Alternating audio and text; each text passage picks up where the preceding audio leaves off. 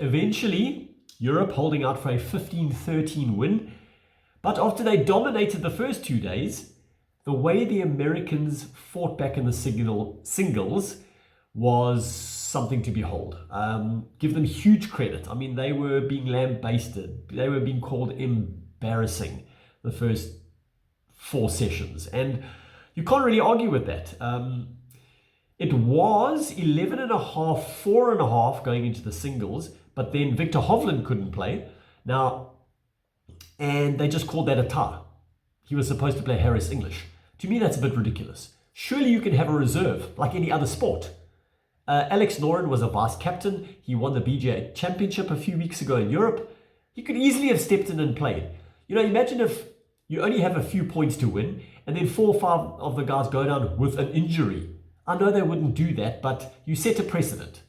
And I remember seeing some envelope that gets filled in with some name and nobody knows who it is in case there's an injury, and that didn't materialize. So I was quite disappointed. I wanted to see what was going to happen with that. Anyway, Keegan Bradley stacked the first few matches.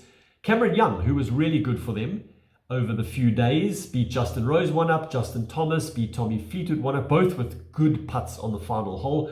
Bryson DeChambeau, wow. He was 5 down after 7 holes. Fought back for a tie. Did, however, have his opportunities to win. And the momentum and the Americans. And then Scottie Scheffler, who had lost all 4 of his previous matches, beat Rory McIlroy. What a matchup, 1 versus 2. 1-up.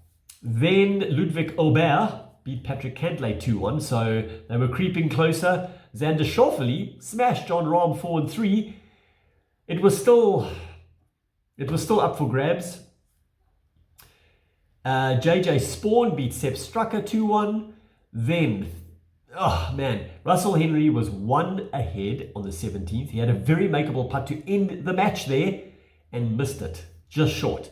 Then on the final hole, a brilliant shot out of the bunker, but Shane Lowry hit it inside him. Russell Henley again left it short. He would have won the point there.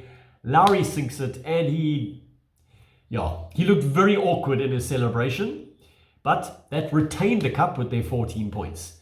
Ben Griffin then beats Rasmus Højgaard, also on the final hole, and then it was tied, and eventually 15-13. What an event.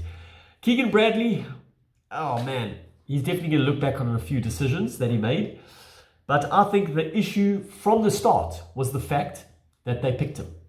He should have been playing. They should not have put him in a position to have to decide whether he's going to pick himself or not. He decided to not go that route, and